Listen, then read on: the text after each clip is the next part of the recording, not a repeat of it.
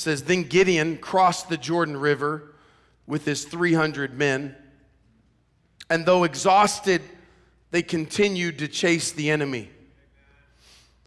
If you have a pen or a highlighter or something, you're going to underscore that so it stands out for the rest of your life. Though exhausted, they continued to chase the enemy. The reality is, if you're going to do anything significant in this life, you better learn how to fight tired. Fight tired.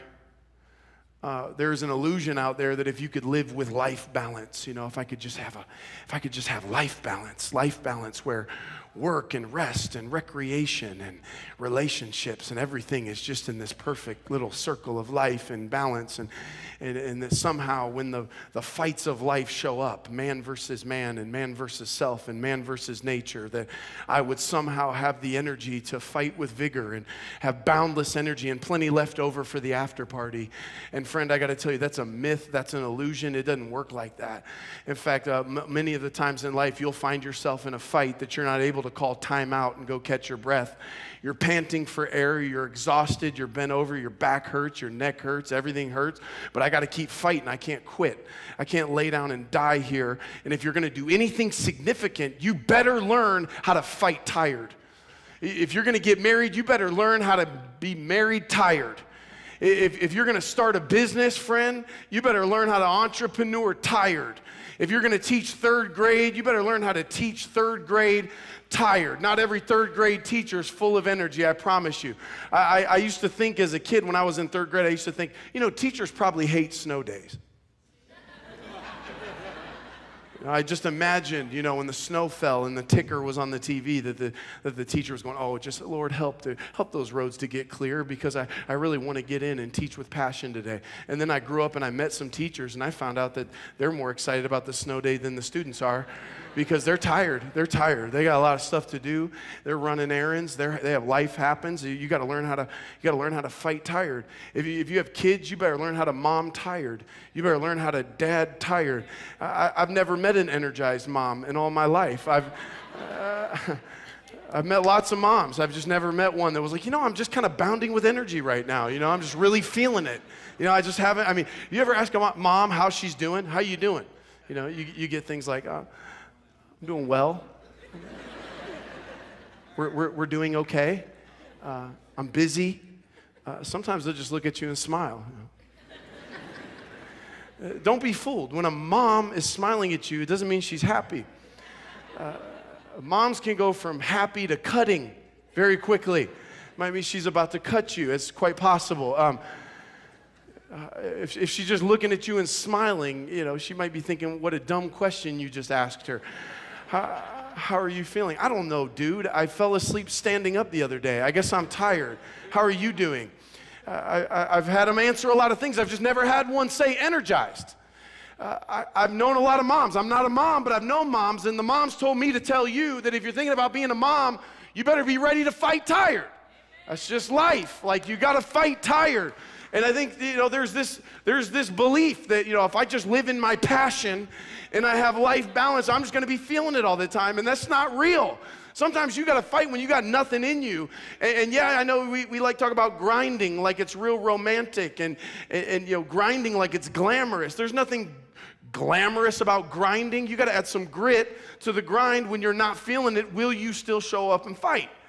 And it says in Judges 8 that Gideon and these 300 warriors go across the Jordan River. And we know that they hadn't eaten all night. They're exhausted. They're tired from a big fight. But there's still some fighting left to do. And today I just want to attack this question. Like how do you fight tired? Because you got to do it. The stuff you're doing is too important. The people are counting on you. You have the stakes are too high. We just can't lay down and die right here. We're across the Jordan River, but there's still work left to do. How do you fight when you're tired?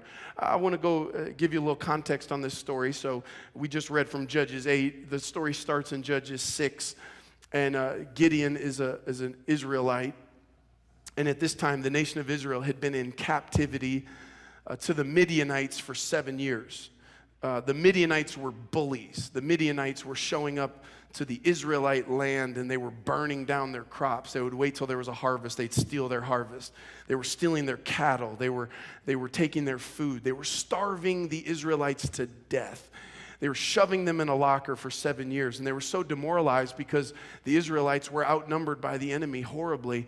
And so it was one of those situations like, why even fight back? It's hopeless. There's no way we can win this fight. There's a man named Gideon. Gideon was from the least tribe, the smallest tribe, and he was the least in his tribe. So we'll call him the least likely person to lead a revolution, the least likely person that everyone would get behind. And yet God shows up to Gideon, who was not a heroic man by nature, but he calls him a hero. He says, "Mighty hero, the Lord is with you." And Gideon's like, who are you talking to? Because not only was Gideon not heroic by nature, but he was hiding in a wine press, smuggling grain. His vision for life was make it through tomorrow. There was no victorious visions. It was just survive. And so God takes him through this process of seeing himself differently. And God casts a vision of like, you know what? It's time somebody do something about this 7 years with the Midianites. And I'm going to do something only I can do, but I want to use you to do it.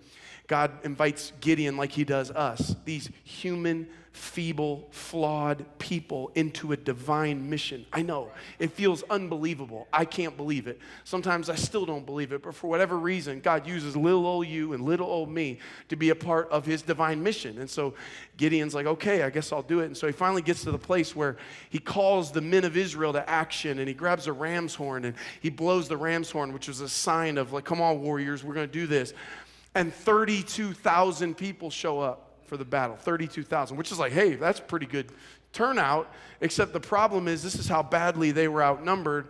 It says that the Israelites were 32,000 fighting men. The Midianites were 135,000. So I'm not a mathematician or the son of a mathematician, but that's about 1 in 4.5, I think, to me. 1 in 4.5 odds, which are pretty long unless you got a great plan. And so Gideon's thinking, okay, well, I better come up with a strategy of how can we outflank these guys and how can we outthink them and everything. And God shows up in Judges 7 and says to Gideon, you have too many. You have too many warriors with you. 1 to 4 is not long enough odds for me. If I let you fight the Midianites, the Israelites will boast to me that they saved themselves by their own strength. That's worth a pause right there because, God's saying, listen, the odds are not long enough. At 1 to 4.5, I mean, it seems really long, but it's just short enough that if you win, you might think it was you. And there's a lot of things that God brings people through, and the odds were long, but they were just short enough that they thought it was them. They thought it was their idea. They thought it was their charisma. They thought they were just ingenious enough. I'm just resilient enough. I'm just driven enough. That's just how good. I'm about 1 in 4.5. I'm that good. And God said, I want to actually make it impossible. And so he said, tell the people, whoever's timid or afraid, they may leave this mountain and go home. So 22,000 of them went home, leaving only 10,000 who were willing to fight. 32,000 people show up for the meeting. And he's like, guys, so it's 32,000, like, good. This is a great number. But just so you know, it's 135,000 of them. So listen, if any of you aren't feeling this, you just feel free to go home. And 22,000 said, funny you should mention that. I was just thinking, that I got something to do. I got some stuff going on.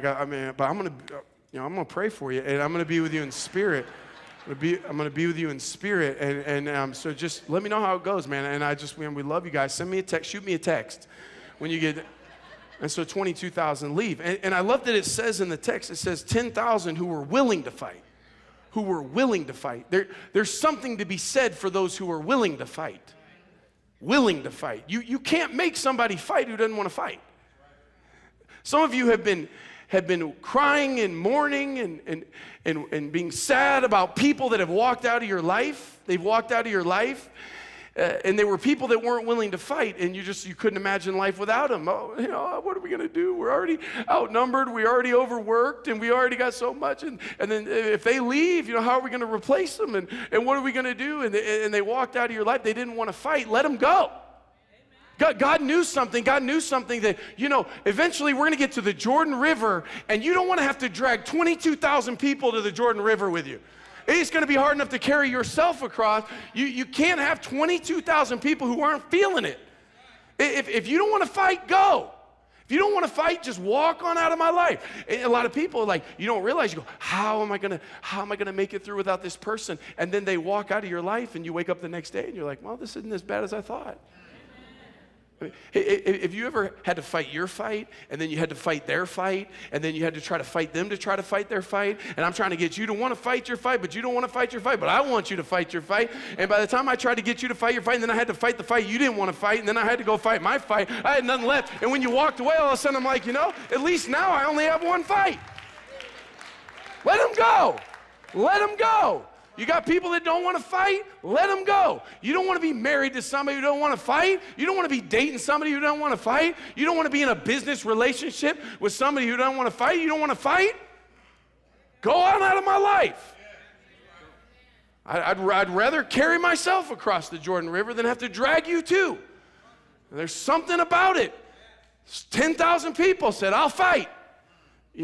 I used to think, when I was a young man, it's the folly of being a young man is to think that you have enough fight to get other people wanting to fight. I remember I came out of Bible school, man, I was so full of passion, man. I just spent, 4 years getting a degree in God. And I was drunk off the Great Commission, and I was ready to storm the gates of hell with a water pistol. And I'm ready to preach, man. I got no life experience, but I got some Bible in me, and I'm ready. I remember coming at my first sermon. I still remember the title. The title was It's Time. And I remember showing up to preach at a church, and it was a group of people, frankly, that were a pretty apathetic group of people. The church hadn't grown in a long time. Nobody was getting saved. They were trying to keep the community out, because it's bad. It's really evil out there, and all we have is the Spirit of God that raised Christ from the dead living in us. We ought to be really scared. We don't want that bad stuff in here. God forbid somebody get in here and give their life to Jesus and still cuss. So anyway, but you gossip. Anyway, so I'm thinking, I can't wait to preach this sermon. So I show up. The sermon was called It's Time, and it was the story where, Jesus goes to Peter, who's been fishing all night and he hadn't caught anything. And Jesus says, Peter, I still remember like it was yesterday, one of my first sermons, man. He tells Peter, I know it's unorthodox, and I know that the time for catching fish is past, and I know you're really discouraged because you keep pulling up an empty net, but it's time, brother. And I'm preaching this, I'm pit staining my outfit. I got sweat coming down. The wallpaper's peeling off the wall. I'm just preaching with passion. And I really thought we're going to ignite something today. Once they get this anointing on them, and once they see the passion that I got, this fire is just going to catch. This dry kindling is going to catch, and we're going to ignite a movement in the city. And so I'm preaching, it's time. And I know you've been casting the net, man, but it's time. And there's still some fish in that water. You just can't see them. And I know it's not your timing, but it's Jesus' timing. And Jesus said it's time. Turn and slap your neighbor and tell him it's time. I know somebody in Northwest just slapped somebody, and I love it. They're fired up over there. But just slap your neighbor. I tell you what, right now, seriously, just quick time out in this. Just slap your neighbor and tell him it's time, would you? It would help me. Thank you. Oh my goodness, healing taking place in my life.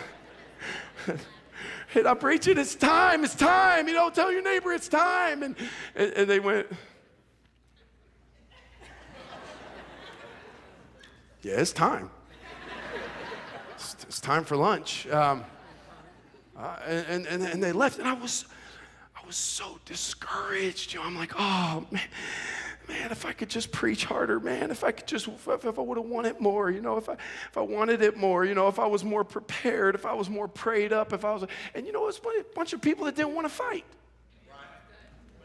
I can't make you want to fight. If you don't understand that life and death is on the line, if you don't understand the mission of God, if you don't understand this is a matter of life and death.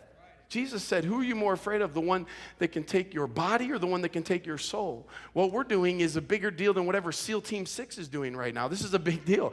Jesus said, go into all the world and preach the gospel, baptizing them in the name of the Father, Son, and Holy Spirit. We're on a divine mission, and I can't show up every day with a cattle prod trying to get everybody excited to fight. You don't want to fight? There's the door. Be part of the 22,000. 32,000 showed up. Only 10,000 were willing to fight. And God says, well, that's still too many. 10,000 passed the the will test. Now let's do the skill test. And so they take them down to the water, and they said, they'll see how you drink. And a bunch of them got down, just lapped it up. They didn't even, pull their head out of the water. And then a few of them were, kind of drinking, a little paranoid, and God said, that's my team right there. And they got down to 300. So they go from 32,000 down to 10,000 to 300. I'm not real good at math, but those are really long odds. And so God said, those are my odds. That's what we're going to do. And so God said, now I'm going to do what only I can do. Now the victory belongs to me. Now the battle belongs to me, so I'm going to deliver a victory. And so God said, here's what I want you to do. Take your 300 men. Don't even take weapons. Don't even take weapons. He said, I want you to take a torch. I want you to take a vase. I want you to take a horn. And in the middle of the night, surround them when they're in the REM cycle and they're all sleeping. I want you to slam the vase and shatter it. I want you to blow this horn and make a big loud noise. I want you to hold up your torch, and I want you to scream the sword of the Lord of Gideon, make a bunch of noise and freak them out.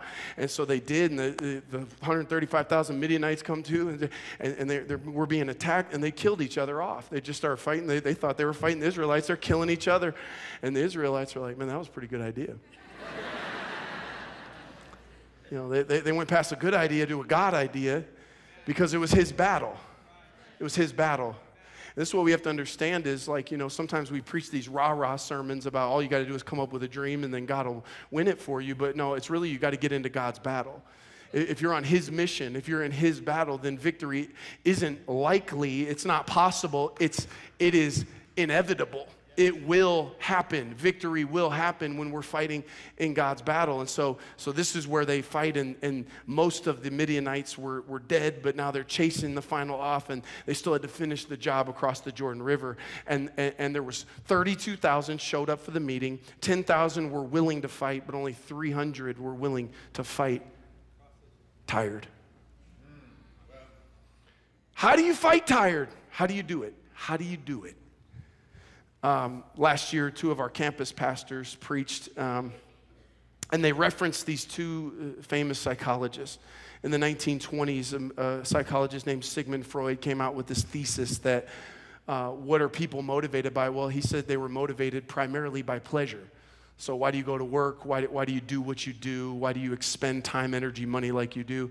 Sigmund Freud said you're doing it because if you strip it all the way down to the base, it's because you have a craving and a desire for pleasure. You're motivated by pleasure. 20 years later, a man by the name of Viktor Frankl, who was a Jewish man who was a Holocaust survivor, he made it out of three concentration camps, including Auschwitz. And when he came out of those concentration camps, he wrote a book called Man's Search for Meaning. And he pushed back against Sigmund Freud. In fact, not just pushed back, he was diametrically opposed. He said, no, you're wrong. Man is not primarily motivated by pleasure. Man is motivated by meaning. And if he lacks meaning, he will distract himself with pleasure. And he's dead right. That's 100% right. You look around, people that are pursuing pleasure are people that don't have meaning.